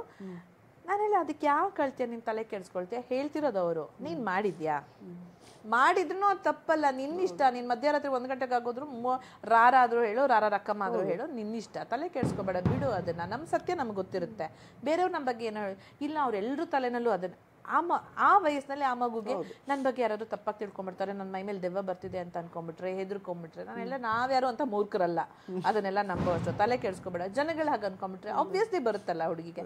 ಇನ್ಯಾವುದೋ ರೀತಿನಲ್ಲಿ ಇನ್ನೂ ಮುಂದೆ ಅಷ್ಟು ಜೀವನ ಇರೋ ಮಗು ಹೆಸರು ಏನೇನೋ ಕೆಡಿಸ್ಬಿಟ್ಟು ಏನೇನೋ ಮಾಡ್ಬಿಟ್ರೆ ಅದು ಯಾವ ರೀತಿ ಹೊಡೆಯುತ್ತೋ ಗೊತ್ತಿಲ್ವಲ್ಲ, ಅದೆಲ್ಲ ಯೋಚನೆ ಬಂದಿರ್ಬೇಕು. ಆಮೇಲೆ ನಾವೊಂದು ಸ್ವಲ್ಪ ಸಮಾಧಾನ ಮಾಡಿದ್ಮೇಲೆ ಆಮೇಲೆ ಹೊರಗಡೆ ಹೋಗಿ ಮಾತಾಡಿದ್ದಾರೆ ಅನ್ಸುತ್ತೆ, ಗಿಲ್ಲಿ ಸ್ವಲ್ಪ ಸಮಾಧಾನ ಮಾಡಿದ್ದಾರೆ, ಧ್ರುವ ಸಮಾಧಾನ ಮಾಡಿದ್ದಾರೆ ಅನ್ಸುತ್ತೆ. ಆಮೇಲೆ ಮತ್ತೆ ಒಳಗಡೆ ಬಂದಾಗ ನಮ್ದು ಮೋಟಿವೇಶನ್ ಜಾಸ್ತಿ ಅಲ್ಲ ಸ್ಪೀಚು, ನಾನು ಹೇಳಿದೆ, ಯಾರು ಯಾರಿಗೋಸ್ಕರನೂ ಬರಲ್ಲ ಇಲ್ಲಿ, ನಮ್ಮ ಪರವಾಗಿ ನಾವೇ ವಾದ ಮಾಡಬೇಕು. ಸೊ ನೀನು ಡಲ್ ಆಗಬೇಡ, ನಿಂಗೆ ಮಾತಾಡುವಾಗ ಬೇಕು ಅಂದಾಗ ಮಾತಾಡ್ಸು, ಯಾರಾದರೂ ಬಂದರೆ ನಾನು ಮಾಡ್ತೀನಿ ಅಂತ ಹೇಳು. ಆ ಥರ ಒಂದಷ್ಟು ಮಾತಾಡಿದ್ವಿ. ಬಹುಶಃ ಹುಡುಗಿಗೆ ಪುಷ್ ಕೊಡ್ತಾ ಏನೋ. ಅದಾದಮೇಲೆ ಅವತ್ತೇ ಮಿಡ್ ನೈಟ್ ಎಲಿಮಿನೇಷನ್ನು. ರಕ್ಷಿತಾ ಜಾನು ಹೆಸರು ತೊಗೊಂಡ್ರು, ಜಾನು ರಕ್ಷಿತಾ ಹೆಸರು ತೊಗೊಂಡ್ರು. ಜಾನುಗೆ ಆಗಲೇ ಇರಿಟೇಷನ್ ಶುರು ಆಗೋಗಿತ್ತಲ್ಲ 2-3 ದಿನದಿಂದ, ಇದು ಒಂದಿನದ ಕತೆ ಅಲ್ಲ, ಆ ವಾರ ಪೂರ್ತಿ ಆಗಿದ್ದ ಕತೆ. ಸೊ ಅಲ್ಲೇ ಒಂದು ಸ್ವಲ್ಪ ಜಗಳ ಆದ್ಲು. ಜಗಳ ಆಡಿದ್ದಕ್ಕೆ ಬಾಯಿ ಮುಚ್ಕೊಂಡಿರು ನೀನು, ಬಿಗ್ ಬಾಸ್ಗೆ ಗೊತ್ತು ಅಂತ. ಅಂದರೆ ತುಂಬ ಅದು ಕೇಳೋಕ್ಕೆ ಕಷ್ಟಕರ. ಅಂದರೆ ಹೇಳೋ ರೀತಿ, ಬಾಯಿ ಮುಚ್ಕೊಂಡಿರು ಅನ್ನೋದಕ್ಕೂ ಆ ಹೇಳೋ ರೀತಿ ಇದೆಯಲ್ಲ, ದಟ್ ವಾಸ್ ಸೋ ರೂಡ್. ಆಮೇಲೆ ಒಳಗಡೆ ಹೋಗಿ ಆ ಹುಡುಗಿ ಬರಲಿ ಅಂತ ಕಾಯ್ತಿದ್ದಾರೆ. ನಮ್ದೇನಂದರೆ ಮಿಡ್ ನೈಟ್, ಅದು 2 ಗಂಟೆ ಆಗಿತ್ತೋ 2:15 ಆಗಿತ್ತೋ ಗೊತ್ತಿಲ್ಲ. ನಮಗೆ ಮತ್ತೆ ಬೆಳಿಗ್ಗೆ ಎದ್ಮೇಲೆ ರಾತ್ರಿ ತನಕ ಮಲ್ಗೋಂಗಿಲ್ಲ, ಎಲ್ರಿಗೂ ಮಲ್ಗೋ ಆ ಥರ. ನಾವೆಲ್ಲ ಹೋಗಿ ರೂಮಲ್ಲಿ ಸೆಟ್ಲ್ ಆಗಿದ್ದೀವಿ. ಅವಳು ಒಂಟಿ ರೂಮ್ಗೆ ಹೋಗಬೇಕು. ಅಲ್ಲಿ ಹೋದ ತಕ್ಷಣ ಜಗಳ ಶುರು ಆಯ್ತು. ನೀವು ಅದೆಲ್ಲ ಏನು ನೋಡಿದ್ದೀರಾ, ಏನು ತೋರಿಸಿದ್ದಾರೆ ನನಗೆ ಗೊತ್ತಿಲ್ಲ, ನಾನು ಹೋದ್ಮೇಲೆ ನೋಡೋಕ್ಕೆ ಸಾಧ್ಯ. ಹೋದ್ಲು, ಜಗಳ ಶುರುವಾಯಿತು. ನಾನು ಏನಪ್ಪ ಇವ್ರ ಜಗಳ ಹಿಂಗೆ, ಅಲ್ಲೇ ಅವ್ರದ್ದು ಒಂಟಿ ರೂಮು, ನಾನು ಇಲ್ಲಿ ನನ್ನ ಹಾಸಿಗೆ ಮೇಲೆ ಮಲಗಿದ್ದೀನಿ, ಏನಪ್ಪ ಇದು ಜಗಳ ನಡೀತಿದೆ ಅಂತ ನೋಡಿದ್ರೆ ಅವ್ರೇನು ಹೇಳಿದ್ರು, ಇದು ನನಗೆ ಗೊತ್ತು, ಇದು ಅಶ್ವಿನಿ ಮೇಡಮೇ ಮಾಡಿರೋದು. ಅದೇನೋ ಹೇಳಿದಕ್ಕೆ ನನ್ನನ್ನೆಲ್ಲ ಕರಿಬೇಡ ಹಂಗೆ ನೀನು ಹಿಂಗೆ ಮಾಡಿದ್ರು. ಅದೇ ಹಿಂಗಾಯ್ತಲ್ಲ ಆಮೇಲೆ ಅದರಿಂದ ಅವಳು ಒಂದು ಸ್ವಲ್ಪ ಓವರ್ ಮಾಡಿದ್ಲು. ಏನು ಹಂಗೆ ಮಾಡ್ತೀರಾ ಹಿಂಗೆ ಮಾಡ್ತೀರಾ ಅಂದ ತಕ್ಷಣ ಇವರಿಬ್ಬರು ಎದ್ದು ಫುಲ್ಲು, ನನ್ನ ಪದ ಉಪಯೋಗಿಸಲ್ಲ, ಅರಸನ ವಿರುದ್ಧದ ಒಂದು ಪದ ಇರುತ್ತಲ್ಲ, ಅಂದರೆ ದಾನವ ರೂಪದಲ್ಲಿ ಕಣ್ಣು ಮಾಡಿಕೊಂಡು ಕೈ ಮಾಡಿಕೊಂಡು, ಅದು ಪುಟ್ಟದದು ಒಂಥರ ಹೆಂಗಾಗೋಯ್ತು ಅಂದರೆ ನೆನೆಸ್ಕೊಂಡ್ರೆ ನಂಗೆ ಅದೊಂದು ಗಿಲ್ಟಿಗೆ ಅದು ಯಾಕೋ ಹೋಗ್ತಾನೆ ಇಲ್ಲ. ನನ್ನನ್ನು ಏನು ಸಮಾಧಾನ ಮಾಡಿಕೊಂಡ್ರು ಆ 1 ನಿಮಿಷ ನಾನು ಹೋಗಿ ನಿಂತ್ಕೊಂಡ್ಬಿಡ್ಬೇಕಾಗಿತ್ತು ಅಂತ. ಬಟ್ ನನಗೆ ಒಂದು ಇದ್ದಿದ್ದು ಅಂತ ಹೇಳಿದ್ರೆ, ಅವಳು ತುಂಬ ಚೆನ್ನಾಗಿ ಅವಳನ್ನ ಡಿಫೆಂಡ್ ಮಾಡ್ಕೊಂಡ್ಳು. ತುಂಬನೇ ಯಾರು ಬೇಕಾಗಿರಲಿಲ್ಲ ಅವಳಿಗೆ, ಅವಳೊಬ್ಬಳೇ ಅವಳು ಸಾಕಾಗಿತ್ತು. ಅಂಥ ಹೆಣ್ಮಕ್ಳು ಬಾಯಿ ಮುಚ್ಚಿದ್ಲು ಅವಳು, ಅಷ್ಟು ಜೋರು ಮಾಡಿದ್ಲು. ಬಹುಶಃ ಎಲ್ಲೋ ಸೋತಿದ್ರೆ, ಎಲ್ಲೋ ಹತ್ತಿದ್ರೆ, ಎಲ್ಲೋ ಗಾಬರಿ ಆಗಿದ್ದಿದ್ರೆ ಹೋಗಿರ್ತಿದ್ನೇನೋ, ಸುಮ್ಮನೆ ಅಂತೂ ಇರ್ತಿರ್ಲಿಲ್ಲ. ಬಟ್ ಅವಳು ಎಲ್ಲೂ ಸೋಲ್ಲೇ ಇಲ್ಲ, ಅವಳು ಫುಲ್ ಜೋರು ಮಾಡಿ ಬಿಸಾಕಿ ಹೊಟ್ಟೋದ್ಲು. ಬಟ್ ಅದ್ರ ಮಧ್ಯೆ ಈ ಪದಗಳು ಏನೇನೋ ಎಲ್ಲ ಬಂತಲ್ಲ, ಅದು ಆ ಹುಡುಗಿಯ ಬ್ಯಾಕ್ಗ್ರೌಂಡ್ನಲ್ಲ, ನಿಮ್ಮ ಬ್ಯಾಕ್ಗ್ರೌಂಡ್ನ ಸೂಚಿಸ್ತಾ ಇದೆ. ಅದು ಅವ್ರಿಗೆ ಅರ್ಥ ಆಗ್ತಾ ಇಲ್ಲ ಅಲ್ವಾ. ನೀನು ಅಲ್ಲಿಂದ ಬಂದಿದ್ಯಾ ಅಂದರೆ ನಿನಗೂ ಅಲ್ಲಿದು ಏನು ಅನ್ನೋದು ಗೊತ್ತಿದೆ, ನೀನು ಅಲ್ಲಿಂದ ಕೆಳಗಡೆ ಇದೆಯಾ, ಅದಕ್ಕೆ ನೀನು ಹೇಳ್ಕೊಳಕ್ಕೆ ಟ್ರೈ ಮಾಡ್ತಾ ಇದೆಯಾ. ಆ್ಯಂಡ್ ನಾನು ಹೇಳೋದು, ನೀವು ಹೊರಗಡೆ ಪ್ರಪಂಚದಲ್ಲಿ ನಾನು ಹಾಗೆ, ನಾನು ಹೀಗೆ, ನಾನು ಹೋರಾಟಗಾರ್ತಿ, ನಾನೊಬ್ಬ ಜರ್ನಲಿಸ್ಟ್ ಅಂತ ಇಬ್ಬರು ಕ್ಲೇಮ್ ಮಾಡ್ಕೊಂಡಾಗ, ಆ ಹೋರಾಟ ಅನ್ನೋ ಪದ, ಜರ್ನಲಿಸ್ಟ್ ಅನ್ನೋ ಪದಕ್ಕೆ ಎಷ್ಟು ಬೆಲೆ ಇದೆ, ಎಷ್ಟು ಡೀಪ್ ಇದೆ, ಆಳವಾಗಿದೆ, ಅದನ್ನು ಅರ್ಥ ಮಾಡ್ಕೊಳ್ಳಿ. ಅದಕ್ಕೆ ತಕ್ಕಂತೆ ನಿಮ್ಮ ವ್ಯಕ್ತಿತ್ವನ ಇಟ್ಕೊಳ್ಳಿ. ನೀವು ನಿಜವಾಗ್ಲೂ ಒಳಗಡೆ ಆಗಿದ್ರು ಹೊರಗಡೆ ತೋರಿಸ್ಬಾರ್ದು. ನಾನೊಬ್ಬ ಹೋರಾಟಗಾರ್ತಿ ಅಂತ ಮನಸ್ಸಿನಲ್ಲಿ ಉಳ್ಕಿದ್ರು ಇಲ್ಲಿ ಬಂದಮೇಲೆ, ಈ ವೇದಿಕೆ ಬಂದಮೇಲೆ ಅಟ್ಲೀಸ್ಟ್ ಒಳ್ಳೆಯೊಳಗೆ ನಾಟಕ ಆಡ್ಬೋದು. ನೀವು ನಿಜವಾಗ್ಲೂ ಒಳ್ಳೆಯವರಾಗಿದ್ದು ಬರೀ ಸ್ಟ್ರಾಟಜಿಗೋಸ್ಕರ ಈ ಥರ ಆಡ್ತಿದ್ದೀರಾ, ನಂಗೆ ಅದು ಇವತ್ತೂ ನನಗೆ ಗೊತ್ತಿಲ್ಲ ಅವ್ರ ನಿಜವಾದ ವ್ಯಕ್ತಿತ್ವ ಏನು ಅನ್ನೋದು. ಬಟ್ ನಾಟಕ ಇಷ್ಟು ದಿನ ಒಂದೇ ಥರ ಆಡ್ಕೊಂಬರೋಕ್ಕಾಗಲ್ವಲ್ಲ, ನಾನು ಏನು ಅನ್ನೋದಷ್ಟೇ ನನಗೆ ಕಾಣಕ್ಕೆ ಸಾಧ್ಯ. ತುಂಬ ಚೀಪಾಗಿತ್ತು ಆ ಒಂದು ಇನ್ಸಿಡೆಂಟ್ ಐತೆಲ್ಲ. ಆಮೇಲೆ ಇನ್ನೊಂದು ಏನಂತ ಹೇಳಿದ್ರೆ, ಯಾರೂ ಹೋಗಲಿಲ್ಲ, ಯಾರೂ ಮಾತಾಡಲಿಲ್ಲ. ಆ ಕ್ಷಣಕ್ಕೆ, ಆ ನಿಮಿಷಕ್ಕೆ ಆ ಹುಡುಗಿ ಹೊರಗಡೆ ಹೋಗಿ, ನಾನು ಹೊರಗಡೆ ಮಲಗ್ತೀನಿ ಅಂತ ಹೋಗಿ ಸೋಫಾ ಮೇಲೆ ಮಲಗಿದ್ಮೇಲೆ, ಮತ್ತೆ ಹೊರಗಡೆ ಹೋದ್ಮೇಲೆ ಮಲ್ಲಮ್ಮ ಅವಳು ಕ್ಲೋಸ್ ಆಗಿರೋದ್ರಿಂದ ಮಲ್ಲಮ್ಮ ಓಡೋದು, ಒಂದೇ ಹುಡುಗಿ ಹೋಗುತ್ತೆ ಅಂತ ಅಷ್ಟೇ. ಬಿಟ್ಟರೆ ನನಗೆ ಮಾತ್ರ ಅದು ತುಂಬ ಕಾಡ್ಬಿಡ್ತು. ಬಹುಶಃ ಬೇರೆಯವ್ರಿಗೂ ಕಾಡಿದೆಯೇನೋ, ಅದಕ್ಕೆ ಸುದೀಪ್ ಸರ್ ಯಾರ್ಯಾರಿಗೆ ಅವಳ ಪರ ನಿಲ್ಬೇಕಾಗಿತ್ತು ಅಂತ ಅನಿಸ್ತದಾಗ ಎಲ್ಲರೂ ಕೈ ಎತ್ತಿದ್ರು. ಇಷ್ಟೇ incident which was very unfair to that girl. But ಅವಳೆಲ್ಲೂ ಹೆದರದೆ ಹಂಗೆ ಗಟ್ಟಿಯಾಗಿ ನಿಂತ್ಕೊಳ್ಳಲ್ಲ, ಅದಕ್ಕೆ ಸಲ್ಯೂಟ್. ಅದಕ್ಕೆ ನಂಗೆ ಅವಳು ಅಷ್ಟು ಇಷ್ಟ ಆಗೋದು ಮಾತುಗಳು. ಇನ್ನು ಅದೇ, ಇವಾಗ ಜಾನ್ವಿ ಅವರು, ಅಶ್ವಿನಿ ಗೌಡ ಅವರು ಯಾವ ರೀತಿ ಆಟ ಆಡ್ತಿದ್ದಾರೆ ಅಂತ ಇಡೀ ಕರ್ನಾಟಕ ಜನತೆ ನೋಡಿದೆ. ಈಗ ನನಗನ್ಸಿದೆ ಏನಂತಂದ್ರೆ, ಅವ್ರಿಗೆ ಏನೋ ಒಂದು ಯಾವುದೋ ಒಂದು ಹಳೇ ಒಂದು ನೋವು ಏನಿದೆ ಅದರಿಂದ ಸ್ವಲ್ಪ ಇನ್ನೂ ಹೀಲ್ ಆಗಲಿಲ್ಲ ಅಂತ ಅನ್ಸೋದು. ಫಸ್ಟ್ ಅವ್ರಿಬ್ರಿಗೆ ಏನೋ ಒಂದು ಸಮ್ ಪರ್ಸನಲ್ ಲೈಫಲ್ಲಿ ಆಗಿರುವಂತಹ ನೋವಿಂದ ಅವ್ರಿನ್ನೂ ಹೀಲ್ ಆಗಲಿಲ್ಲ. ಪ್ಲಸ್ ಈಗ ಬೇರೆಯವರು ಒಟ್ಟಿಗೆ ಇರೋದು ಅಥವಾ ಸಮಥಿಂಗ್ ಏನೋ, ಅವರೆಲ್ಲರೂ ನಮ್ಮ ಎಗೇನ್ಸ್ಟ್ ಬಂದುಬಿಡ್ತಾರೆ ಅನ್ನೋ ಥರ ಇನ್ಸೆಕ್ಯೂರಿಟಿ ಎಲ್ಲ ಬಹುಶಃ ಅವ್ರಿಗೆ ಕಾಡ್ತಾ ಇದೆ. ಸೊ ಅದಕ್ಕೆ ನಾವಿಬ್ಬರು ಒಂದೇ ಮೈಂಡ್ ಸೆಟ್ನವರು, ಇಲ್ಲೊಂಥರ ಸ್ಟ್ರಾಂಗ್ ಆಗಿ ನಿಂತ್ಕೋಬೇಕು, ಡಾಮಿನೆಂಟ್ ಆಗಿರಬೇಕು, ತುಂಬ ವಾಯ್ಸ್ ರೈಸ್ ಮಾಡಿದ್ರೆ ಮಾತ್ರ ಏನೋ ನಮ್ಮ ಒಂದು ಐಡೆಂಟಿಟಿ ಇಲ್ಲಿ ಉಳ್ಕೊಳ್ಳೋಕೆ ಸಾಧ್ಯ. ಆ ಥರದ್ದೊಂದು ಅಂದರೆ ಕನ್ಕ್ಲೂಷನಿಗೆ ಬಂದಿದ್ದಾರೇನೋ ಅಂತ ಬೇಸಿಕಲಿ ಅನ್ನಿಸ್ತಾ ಇರೋದು ಹೊರಗಡೆ. ಇಲ್ಲಾಂದರೆ ಸುಮ್ಮನೆ ಯಾರು ಆ ಥರ ಎಲ್ಲರ ಮೇಲೂ ಎಗರಾಡ್ತಾರೆ. ಅಥವಾ ಕಿಚ್ಚ ಸುದೀಪ್ ಸರ್ ಇವಾಗ ಅವ್ರಿಗೆ ಅಷ್ಟರ ಮಟ್ಟಿಗೆ ಕ್ಲಾಸ್ ತೊಗೊಂಡ್ಮೇಲೂ ಅವ್ರು ಏನು ಹೇಳ್ತಿದ್ದಾರೆ ಅಂತಂದರೆ, ಸಂಡೇ ಎಪಿಸೋಡಲ್ಲಿ ಗಿಲ್ಲಿಗೆ ಮತ್ತಿದು ಮಾಡ್ತಿದ್ದಾರೆ. ನಾವಿಬ್ರು ಮಾಡಿದ್ದು ಇದರಿಂದ ತಪ್ಪಿಂದ ನೀನ್ ನೋಡು, ನೀನ್ ಅದನ್ನ ಅಡ್ವಾಂಟೇಜ್ ತಗೊಂಡ್ಬಿಟ್ಟೆ, ನೀನು ಸ್ಮಾರ್ಟ್ ಇದೆಯಾ ಭಯಂಕರ ಅಂತ ಹೇಳ್ತಿದ್ದಾರೆ. ಹೇಳಿಲ್ವಾ? ಅದಕ್ಕೇನು ಮಾತಾಡ್ಲಿಲ್ಲ ಆಕ್ಚುಲಿ. ನನಗೆ ನಾವು ಅನ್ಕೊಳ್ತಾ ಇದ್ವಿ ಮೋಸ್ಟ್ಲಿ ಅದಕ್ಕೇನಾದ್ರು ವಾಪಸ್ ಇನ್ನು ಬಂದಾಗ ಸುದೀಪ್ ಅವ್ರು ಬಂದಾಗ ಮತ್ತೆ ಹೇಳ್ತಾರೆ ಅಂತ. ಬಟ್ ಅವ್ರನ್ನೇ ಮತ್ತೆ ಇದು ಮಾಡ್ತಾ ಇದ್ದಾರೆ ಗಿಲ್ಲಿಗೆ. ನೋಡ್ದ, ನಾವು ತಪ್ಪು ಮಾಡಿದ ನೀನು ಅದನ್ನ ಅಡ್ವಾಂಟೇಜ್ ತಗೊಂಡ್ಬಿಟ್ಟೆ, ಕಳ್ಳ, ಸ್ಮಾರ್ಟ್ ಇದೆಯಾ ನೀನು, ಹಂಗೆ ಹೀಗೆ ಅಂತ. ಅವಾಗ ಗಿಲ್ಲಿನೂ ಸರಿಯಾಗಿ ಕೊಡ್ತಾ ಇದ್ರು ಆಕ್ಚುಲಿ ಟಾಂಗ್ ಅವ್ರದ್ದೇ. ಬಟ್ ಆದ್ರೆ ಇವರು ನಾವು ತಪ್ಪು ಮಾಡಿದ್ದು ಮಿಸ್ಟೇಕ್ ಅಲ್ವಾ, ಬೇಸಿಕಲಿ ಆ ಥರ ಆಗಬಾರ್ದಿತ್ತಲ್ವಾ ಅನ್ನೋ ಮೈಂಡ್ ಸೆಟ್ಟಿಗೆ ಅವ್ರು ಇನ್ನೂ ಬಂದಿಲ್ಲ. ಆ್ಯಂಡ್ ಜಾನ್ವಿ ಅವರು ಕೂಡ ಹೇಳ್ತಾ ಇದ್ರು ಏನಂತಂದ್ರೆ, ಈ ಥರ ನಮಗೆ ಯಾರೋ ಬಂದು ಬೈದು ಅಂತ ತಕ್ಷಣ ನಾವು ಡೌನ್ ಆಗೋದು ಬೇಡ, ಇದರಿಂದ ಸಪ್ಪೆ ಆಗೋದು ಬೇಡ, ನಾವು ಸ್ಟ್ರಾಂಗ್ ಆಗೇ ಇರೋಣ. ಬಟ್ ಮುಂದೊಂದ್ಸಲ ನೋಡ್ಕೊಂಡು ಸ್ವಲ್ಪ ಈ ಥರ ಮಾತು ಕತೆ ಇದೆಲ್ಲ ನೋಡ್ಕೊಂಡು ನಾವು ಮುಂದುವರಿಯೋಣ ಅನ್ನೋ ಥರ ಹೇಳಿದ್ದಾರೆ. ಸೊ ಇದು ಯಾವ ಥರದ್ದು ಧೋರಣೆ, ಯಾವ ಥರ ಬಿಹೇವಿಯರ್ ಅಂತ ಅನ್ಸುತ್ತೆ ಅಂತ. ಅದೇ ನಿಮ್ಗೆ ಎಷ್ಟು ಕ್ವೆಶ್ಚನ್ ಮಾರ್ಕ್ ಇದೆಯೋ, ನನಗೂ ಮನೇಲಿ ಒಳಗಡೆ ಇದ್ದಾಗ್ಲೂ ಕ್ವೆಶ್ಚನ್ ಮಾರ್ಕ್ ಅನ್ಸುತ್ತೆ ನಿಮಗೆ ಅವರ ಧೋರಣೆ ಬಗ್ಗೆ. ಅದೇ ನೀವು ಏನನ್ಸುತ್ತೆ ಅಂತ ಕೇಳ್ತಿದ್ರಲ್ಲ, ನಾನೇ ನಿಮ್ಗೆ, ಯಾಕಂದ್ರೆ ನಮ್ಗಿಂತ ಚೆನ್ನಾಗಿ ನೀವು ನೋಡಿರ್ತೀರ ಪ್ರತಿದಿನದ್ದು, ನಿಮ್ಗೇನ್ ಅನಿಸ್ತಿದೆ ಅಂತ ನಾನೇ ಕೇಳ್ಬೇಕು. ಯಾಕಂದ್ರೆ ಸುದೀಪ್ ಸರ್ ಉಗ್ದಿದ್ರಲ್ಲಿ ಒಂದು ವಾಕ್ಯ ನನ್ಗೆ ಉಗ್ದಿದ್ರು ಕುಗ್ಗ್ ಹೋಗಿರ್ತಿದ್ದೆ ನಾನು, ಎಂತ ತಪ್ಪು ಮಾಡಿದೀನಿ ನಾನು ಅಂದ್ರೆ ಅವ್ರ ಬಾಯಿಂದ ಈ ಮಾತು ನನಗೆ ಬರ್ತಿದೆ ಅಂತ ಹೇಳಿದ್ರೆ ನಾನು ಹೋಗ್ತಿರೋ ದಾರಿ ಸರಿ ಇಲ್ಲ ಅಂತಾನೆ ತಾನೇ ಅರ್ಥ. ಅಂಥದ್ರಲ್ಲಿ ಅವರು ಆಲ್ಮೋಸ್ಟ್ 1 hour ಅದನ್ನ ತಿರ್ಗಾ ಮುರ್ಗ ಕೇಳಿರೋದು. ಅಷ್ಟ್ರಲ್ಲೂ ನೀವು ಬುದ್ಧಿ ಕಲ್ತಿಲ್ಲ ಅಂದ್ರೆ ಮತ್ತೆ ಯಾರೋ ಬಂದು ಹೇಳಿದ್ರು ಅಂತ ಕುಗ್ಗ್ ಹೋಗೋದು ಬೇಡ. ಯಾರೋ ಅಲ್ಲ ಹೇಳಿರೋದು ಅಲ್ವಾ. ಆ ಬಿಗ್ ಬಾಸ್ ನಡೆತಿರೋ ಆ ಶೋನ ಇಡೀ ತನ್ನ ಕೈಯಲ್ಲಿ ತನ್ನ ಹೆಗ್ಲಲ್ಲಿ ಹೊತ್ಕೊಂಡು ನಡೆಸ್ತಿರೋ ಒಬ್ಬ ವ್ಯಕ್ತಿ ಬಂದು ನಿಮ್ಮ ಗೌರವ ಕೂಡ ನಮ್ಮ ಜವಾಬ್ದಾರಿ ಅಂತ ಹೇಳಿರುವಾಗ ಅದನ್ನ ಅದರ ಅರ್ಥವನ್ನ ಮಾಡ್ಕೊಳ್ದೆ ಇನ್ನು ಅದೇ ರೀತಿನಲ್ಲಿ ಗಿಲ್ಲಿಗೆ ಈ ತರ ಹೇಳಿ, ಗಿಲ್ಲಿ ಯಾಕೆ ಅವರಿಬ್ರು ಮಧ್ಯೆ ಅವನು ಲಾಭ ಮಾಡ್ಕೋಬೇಕು ಅಲ್ವಾ? ಅವನಿಗೆ ಅವನದೇ ಅದು ಸ್ವಂತಿಕೆ ಇದೆ, ಅದ್ರಲ್ಲೇನೆ ಅವನು ಆಟ ಆಡಬಲ್ಲ. ಮತ್ತೆ ಅವ್ರು ಹೇಳ್ತಿರೋದು ಅದೇ, ನೀವು ಅವತ್ತಿಂದ ನಾವು ಅವತ್ತಿಂದ ಆ ಹುಡುಗಿನ ಟೇಕ್ ಕೇರ್ ಮಾಡಿ ಎಷ್ಟು ಚೆನ್ನಾಗಿ ಪ್ರೀತಿಯಿಂದ ನೋಡ್ಕೊಳ್ತಾ ಇದೀವಿ, ನೀನು ಈಗ 3 ದಿನದಿಂದ ನಿಂಗೆ ಬಂದಿದ್ಯಾ, ನೀನು ಅಡ್ವಾಂಟೇಜ್ ತಗೊಂಡ್ಬಿಟ್ಟೆ ನೋಡಿ, ಬಂದು ಎಲ್ಲಿದ್ದಪ್ಪ ನೀವು ಇಷ್ಟು ದಿನ ಅಂತೆಲ್ಲ ಹಂಗೆಲ್ಲ. ಫಸ್ಟ್ ದಿಂದನೂ ಆ ಹುಡುಗಿ ಅಲ್ಲಿ ಇರಲೇ ಇರಲಿಲ್ಲ. ನೀವು ನನಗದು ಬಂದಿದೆಯೋ ಹೊರಗಡೆ ಇಲ್ವೋ ಗೊತ್ತಿಲ್ಲ, ಒಂಥರ ತುಂಬಾ ರೂಢಾಗೆ, ಏಯ್ ನೀನು ಒಂಟಿನ, ನೀನು ಜಂಟಿನ, ನೀನು ಇರ್ಬೇಕಾಗಿರೋದು ಇಲ್ಲಿ, ನೀನು ಜಂಟಿಗಳ ಜೊತೆ ಇರಬೇಡ, ನೀನು ಅರಸಿ, ನೀನು ಅವ್ರಿಗೆ ಕೆಲಸ ಹೇಳ್ಬೇಕು ಅಂತೆಲ್ಲ ಹೇಳಿದ್ದಾರೆ. ಅಂದ್ರೆ ಅವಳನ್ನೇ ಕೆಲಸದವ್ರ ತರ ನೋಡ್ಕೊಂಡಿದ್ದಾರೆ ಅಲ್ಲಿ ಒಂಟಿನಲ್ಲಿ. ಅಂದ್ರೆ ಅವ್ರಿಗೇನ್ ಗೊತ್ತಾ, ನಾವು ನಡೀತಿರೋ ಹಾದಿನೇ ಸರಿ ಅಂತ ಬಹುಶಃ ಇಬ್ರು ತಲೆನಲ್ಲೂ ಕೂತಿದೆ. ಅಥವಾ ಅಶ್ವಿನಿ ಅವ್ರಿಗಂತೂ ಅದಿದೆ, ಅದಕ್ಕೆ ಇವರು ಸಪೋರ್ಟ್ ಮಾಡ್ತಿದ್ದಾರೆ. ಹೇಳಿದ್ರಲ್ಲ ಸುದೀಪ್ ಸರ್ ಏನೋ ಪುಷ್ಟಿಂಗ್ ಪದ್ಮಾವತಿನೋ ಏನೋ ಹೇಳಿದ್ರು. ಸೊ ಅದ್ ನಡ್ಕೊಂಡು ಹೋಗ್ತಿದೆ. ಅವ್ರಿಗೆ ನಾವು ನಡೀತಿರೋ ಹಾದಿ ಸರಿ ಇಲ್ಲ, ಹೊರಗಡೆ ಹೀಗಾಗಿದೆ ಪ್ರಪಂಚದಲ್ಲಿ ನಮ್ಮಿಬ್ರು ವಿರುದ್ಧ ಅನ್ನೋ ಅಂದಾಜೇ ಇಲ್ಲ ಅವರಿಗೆ. ನಾವ್ ಹೀಗ್ ಮಾಡ್ಕೊಂಡೆ, ಈ ತರ ಕಂಟೆಂಟ್ ಕೊಟ್ಕೊಂಡೆ, ಜೋರ್ ಮಾಡ್ಕೊಂಡೆ, ಅದ್ ಕುತಂತ್ರ ಆದ್ರೂ ಪರವಾಗಿಲ್ಲ ಮುಂದೆ ಹೋಗ್ತೀವಿ ಅಂತ ತೀರ್ಮಾನ ಮಾಡ್ಬಿಟ್ಟಿದ್ದಾರೆ ಅನ್ಸುತ್ತೆ. ಒಂದು ರೂಮ್ ನಲ್ಲಿ ಯಾವ್ದೋ ಕೊಳತು 2 ಬದನೆಕಾಯಿ ಇದೆ ಅಂತ ಹೇಳಿದಾಗ ಅದನ್ನ ನಾವ್ ಅಲ್ಲೇ ಉಳಿಸ್ಕೊಂಡು ಇನ್ನೂ ಎಷ್ಟು ಕೊಳಿಯುತ್ತೋ ಕೊಳಿಲಿ, ಇನ್ನೂ ಎಷ್ಟು ಗಬ್ಬನಾತ ಬರುತ್ತೋ ಬರ್ಲಿ ಅಂತ ಬಿಡೋದು ನಮ್ ಜವಾಬ್ದಾರಿನ, ಅಥವಾ ಆ ಕೊಳ್ತಿರೋ ಬದನೆಕಾಯಿನ ಹೊರಗಡೆ ಹಾಕೋದು ಬೆಟರ, ಅದು ಜನಗಳು ನಿರ್ಧಾರ ಮಾಡ್ಬೇಕು. ಇಲ್ಲ ಅವ್ರೆರಡೂ ತಪ್ಪು ನಡೆದು ಹೋಗುತ್ತೆ, ಸರಿ ತಪ್ಪಾಗಿದೆ ಅಂತ ಅದನ್ನ ಅರ್ಥ ಮಾಡ್ಕೊಂಡು ಅದನ್ನ ತಿದ್ಕೊಂಡು ಆಟನ ಬದಲಾಯಿಸ್ಕೊಂಡು ಮುಂದೆ ಹೋದ್ರೆ ಸರಿ. ಇಲ್ಲ ಅಂದ್ರೆ ಜನಗಳು ತಂದು ಕೂರಿಸ್ತಾರೆ ಅನ್ಸುತ್ತೆ. ಬಹುಶಃ ನೆಕ್ಸ್ಟ್ ವೀಕ್ ನೀವು ಮಾಡ್ತಿರ್ತೀರಾ ಅನ್ಸುತ್ತೆ ಇಬ್ರಲ್ಲಿ ಒಬ್ರದ್ದು ಇಂಟರ್ವ್ಯೂ. ಅದೇ ನೋಡಬೇಕು.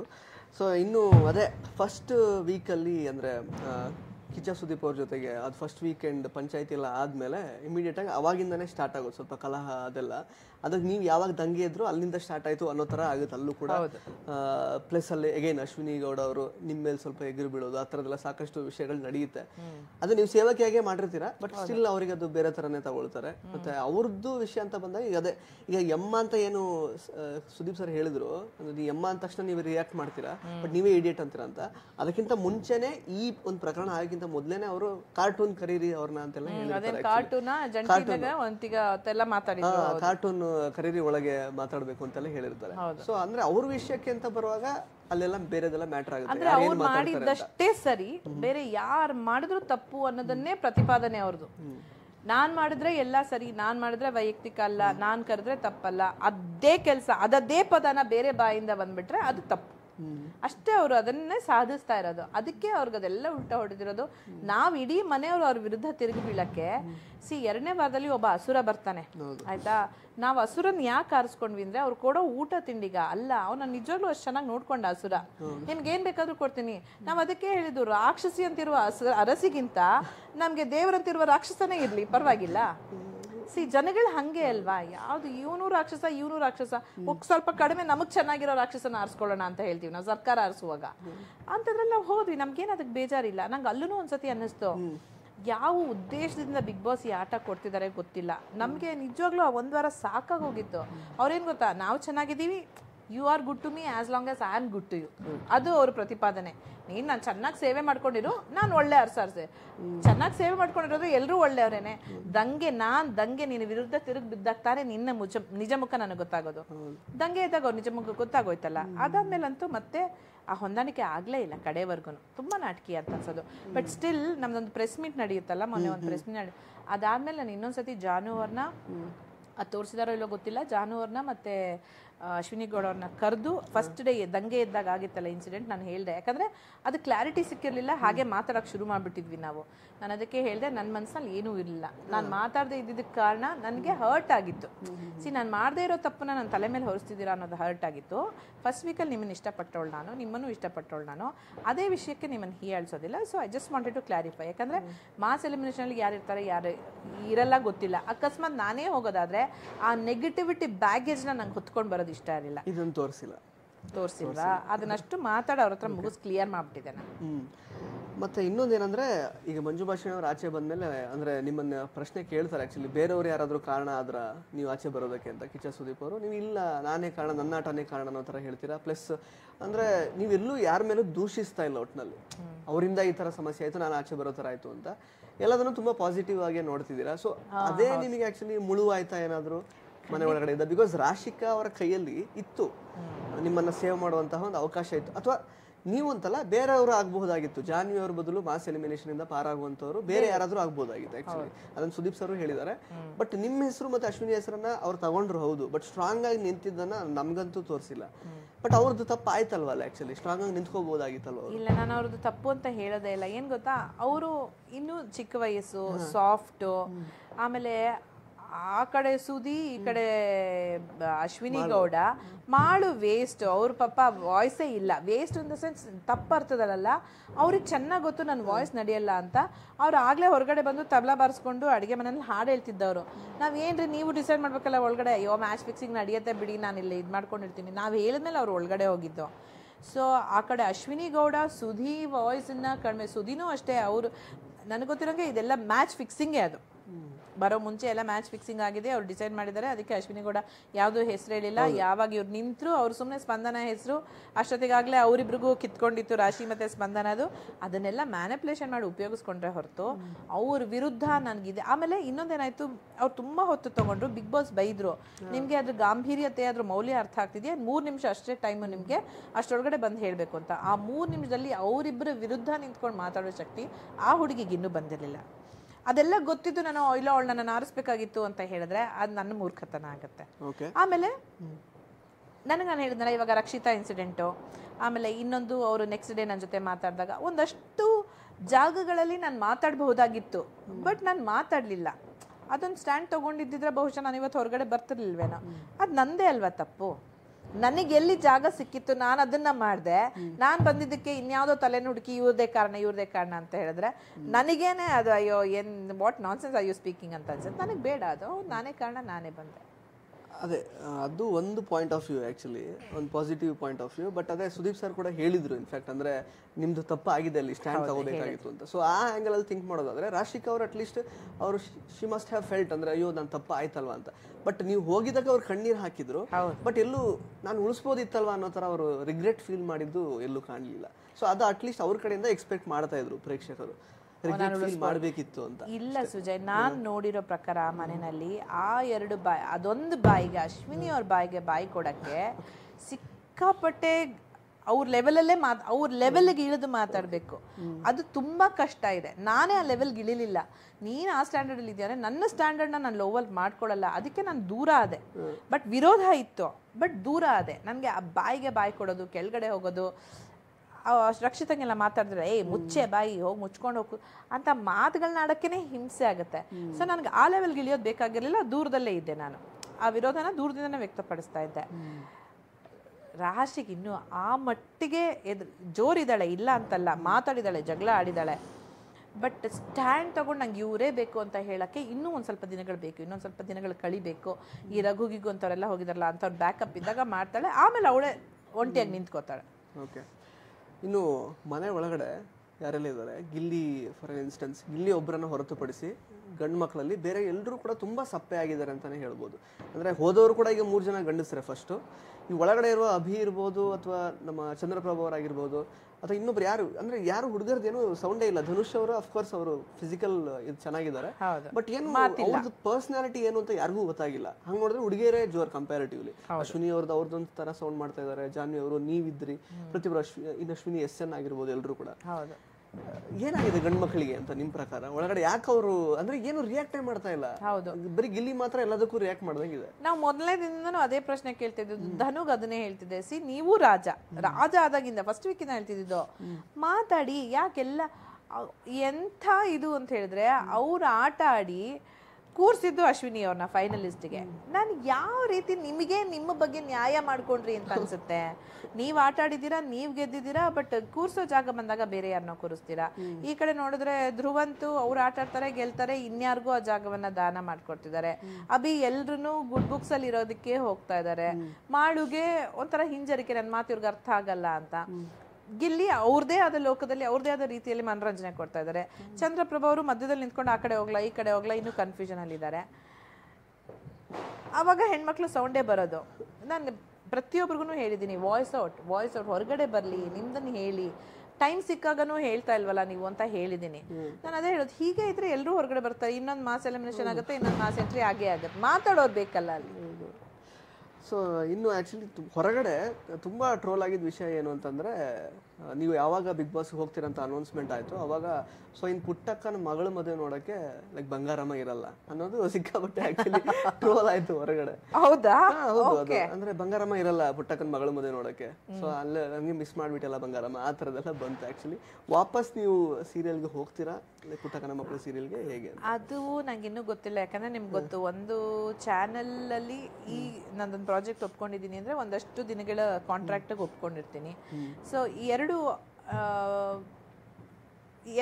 ಒಂಥರ ಪಿಲ್ಲರ್, ಕನ್ನಡದ ಪಿಲ್ಲರ್ ಚಾನಲ್ಗಳಾಗಿರೋದ್ರಿಂದ ಅಲ್ಲಿರೋರು ಇಲ್ಲಿ ಬರಬಾರ್ದು, ಇಲ್ಲಿ ಅವ್ರದ್ದೇನೋ ಪ್ರೋಟೋಕಾಲ್ಸ್ ಇರೋದ್ರಿಂದ 6 ತಿಂಗಳ ಒಳಗಡೆ ನಾನು ಅಲ್ಲಿಗೆ ಹೋಗ್ಬೋದೋ ಗೊತ್ತಿಲ್ಲ. ಅಲ್ಲಿ ನನಗೆ ಸ್ಲಾಟ್ ಓಪನ್ ಇದೆ, ಅವ್ರು ಎರಡೂ ಕೈ ಬೀಸಿ ಕರಿತಾ ಇದ್ದಾರೆ, ನನ್ಗೆ ಅದೇನಿಲ್ಲ. ಬಟ್ ಇಲ್ಲಿ ನಾನು ಮಾತಾಡ್ಕೊಳ್ತೀನಿ, ಗೊತ್ತಿಲ್ಲ.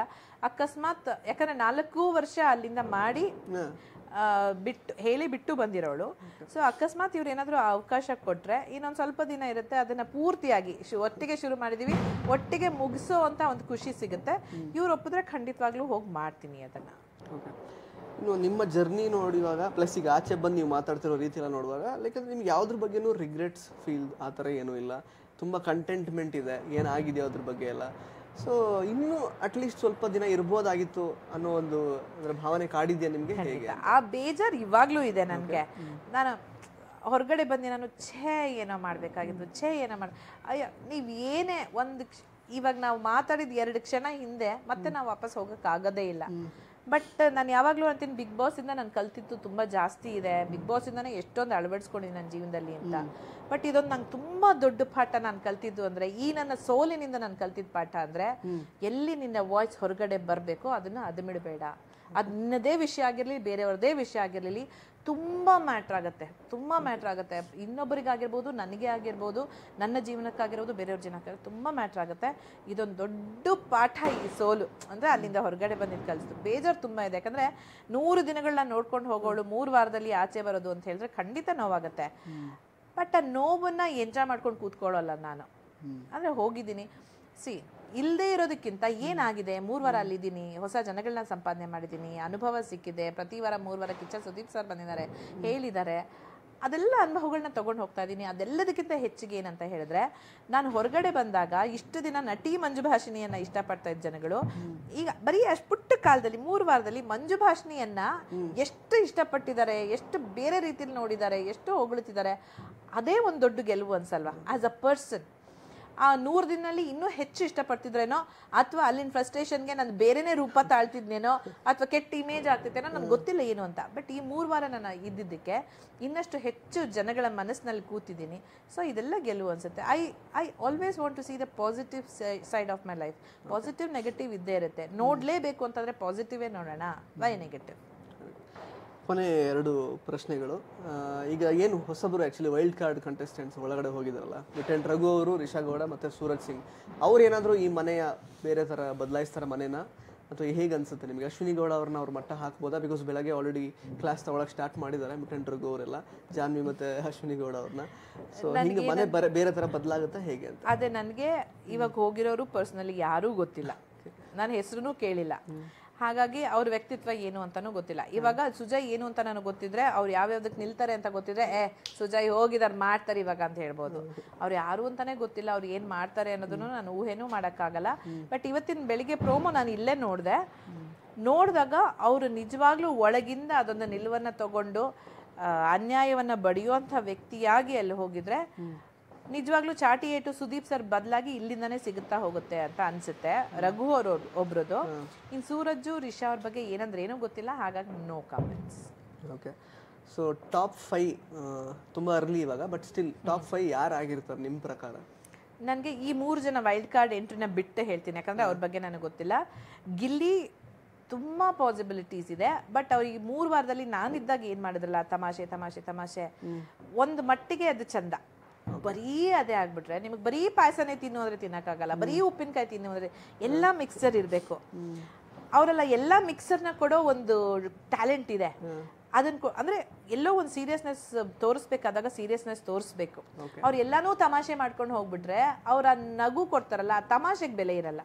ಸೊ ಇನ್ನೊಂದ್ ಸ್ವಲ್ಪ ಅವ್ರಿಗೆ ಗೊತ್ತಿದೆ ಏನ್ ಆಡ್ಬೇಕು, ಏನ್ ಆಡ್ತಿದೀನಿ, ಅದೊಂದ್ ಸ್ವಲ್ಪ ಚೇಂಜ್ ಮಾಡ್ಕೊಂಡು ಹೋದ್ರೆ ಗಿಲ್ಲಿ. ಧನುಷ್ ವಾಯ್ಸ್ ಔಟ್ ಮಾಡಕ್ ಶುರು ಮಾಡಿದ್ರೆ ಸಿಕ್ಕಾಪಟ್ಟೆ ಕೆಪಾಬಿಲಿಟಿ ಇದೆ ಅವ್ರಿಗೆ. ಧನುಷ್, ಧ್ರುವಂತ್ಗೂ ಅಷ್ಟೇ ಸಿಕ್ಕಾಪಟ್ಟೆ ಕೆಪಾಬಿಲಿಟಿ ಇದೆ. ಎಲ್ಲ ಒಳಗಡೆ ಅದನ್ನ ಇಟ್ಕೊಳ್ತಿದ್ದಾರೆ ಇಬ್ರು, ಯಾಕೆ ಅಂತ ಗೊತ್ತಿಲ್ಲ. ಅವರಿಬ್ಬರಿಗಿದೆ. ಅದು ಬಿಟ್ರೆ ಯಾರ್ಯಾರಿದ್ದಾರೆ ಇನ್ನು? ಗಿಲ್ಲಿ ಗರ್ಲ್ಸ್ ಅಲ್ಲಿ ರಾಶಿ, ಅವಳಿಗೆ ಒಳ್ಳೆ ಸ್ಪೋರ್ಟ್ಸ್ಮನ್ಶಿಪ್ ಇದೆ, ಆಮೇಲೆ ಹುಮ್ಮಸ್ ಇದೆ, ಛಲ ಇದೆ, ನಾನು ಮಾಡಲೇಬೇಕು ಅಂತ. ಯಾಕಂದರೆ ಇಲ್ಲಿಂದ ಇದೊಂದು ದೊಡ್ಡ ವೇದಿಕೆ ಆಗುತ್ತೆ ಅವ್ರಿಗೆ ಮುಂದಿನ ಜೀವನಕ್ಕೆ. ಒಂದು ಸ್ವಲ್ಪ ಹುಷಾರಾಗಿ ಸ್ಟ್ಯಾಂಡ್ ಔಟ್ ಮಾಡಿ ವಾಯ್ಸ್ ಔಟ್ ಮಾಡಿದ್ರೆ ಫೈನಲಿಸ್ಟ್ಗಳಲ್ಲಿ 5 ಜನರಲ್ಲಿ ಅವ್ರು ಇರ್ಬೋದು. ಈ 4 ಜನ ಅಷ್ಟೇ ನನಗೆ ಸದ್ಯಕ್ಕೆ ಕಾಣ್ತಾ ಇರೋದು. ಹೇಳಕ್ಕಾಗಲ್ಲ. ಅಶ್ವಿನಿ ಗೌಡ ಅವರಲ್ಲಿ ಆ ಕ್ಯಾಪಬಿಲಿಟಿ ಇದೆ, ಸರಿಯಾಗಿ ಆಟ ಆಡಿದ್ರೆ.